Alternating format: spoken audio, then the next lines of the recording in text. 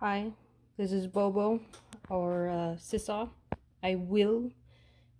This is my first video, so deal with it. I will be making lemon lush, not as my mom usually makes it, but it's one of the things that on my dad's side of the family, it's like a 10 out of 10 dessert, and so I'll be making it. Since most of you probably can't read cursive, I will be doing this for you. So for the crust, the bottom base, we'll start with 1 cup of flour and a half cup of butter or softened margarine, which is basically 1 stick of butter. You'll also want to start your oven to 350 Fahrenheit. Don't know what it is in whatever else you use. We're using freedom units here. And then usually you want to press this mix into a 9 by 13 pan. But today, since it's Halloween and spoopy season, I will be using my skeletons and I will see how well that will do because I've never tried this before.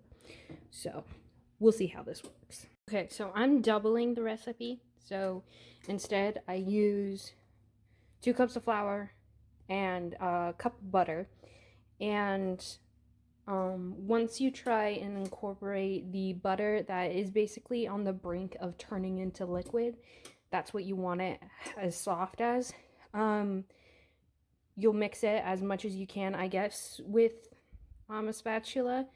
But you will want to go and wash your hands and then incorporate it with your hands afterwards, and just like rolling dough, squish it until it all incorporates with each other. Now here's the important part. So once you get into this like dough-like consistency where you can like easily roll it into a ball, you want to then move it to your pan of choice, but like 13 by 6. You'll just spread it over, not necessarily as thinly as possible, because you still want to be able to have at least like a rim of this crust, because the crust is important. It tastes amazing with the rest of it, rest of the treat. But you want to make it so it's thin enough that you can spread it everywhere, but thick enough that it doesn't break and fall apart. So also keep in mind, do not spray these. This has butter and this has flour. Butter and flour, basically oil and flour. So do not spray these. That's number one. Don't spray these. Then spread this across until it goes up the lip of the sides, just up the sides a bit, so it can catch what will be placed on next. That's important. You want it to kind of cradle what will be put on next. This one I'm just going up on the sides is because I want the crust to look like a skeleton. Okay, after 20 minutes is done, you take it out of the you take it out of the oven. You want to make sure that the crust is slightly brown, not too dark, just slightly brown. That's when you know it's done. Then afterwards, let it cool down, and then you put your cream cheese into a medium-sized bowl with a cup of powdered sugar. You cream that together. Once that's together, you take a cup of Cool Whip and incorporate it together, mix it together, in other words. But I usually don't measure that, neither does my mom. We usually just take like half of the container and plop it in there and then mix it. Then afterwards, you want to spread it onto the bottom of your pan, onto the crust.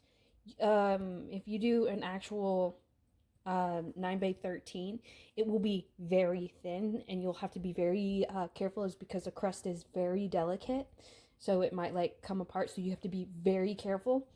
But once you're done with that, you'll want to start on to your jello.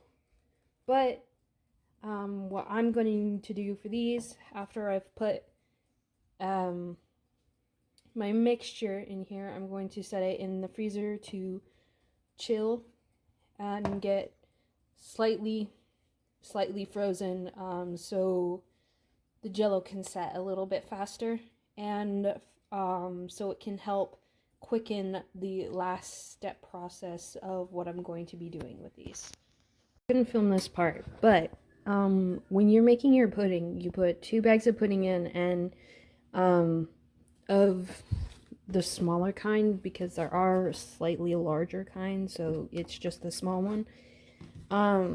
You grab 2 cups of milk and start stirring. It just doesn't matter if it's warm or cold. Just start stirring like crazy until it gets really thick. Sorry, I'm doing one last hidden batch because I have extra that I didn't know I would have. So once you have that at a good thick consistency, like it's not coming off this, but right before it like all completely officially sets, put it in the pan that you have all of this in, and then let that set up, because it's you just want to make sure it fits the mold perfectly and sets. I'm gonna put this back in the freezer to get ready for my last couple of steps before I finish. In the end, this is what my lemon Lush skulls look like.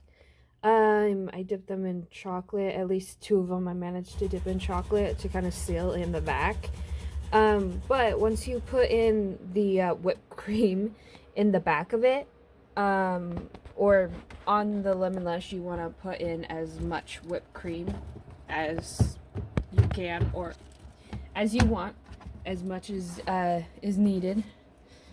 Then you're all set to eat. Sorry, that's the fridge. You're all set to eat. Then after you're done with that, you want to chill it, put it in the fridge to have it ready to serve. It can serve a lot of people, but it's also really good just to eat by yourself, single serving for you. It can last quite a while. Also, just a tidbit, while you're baking your crust, you want to stab it many times with a fork so it lets all the air out from underneath. But other than that, you should be fine.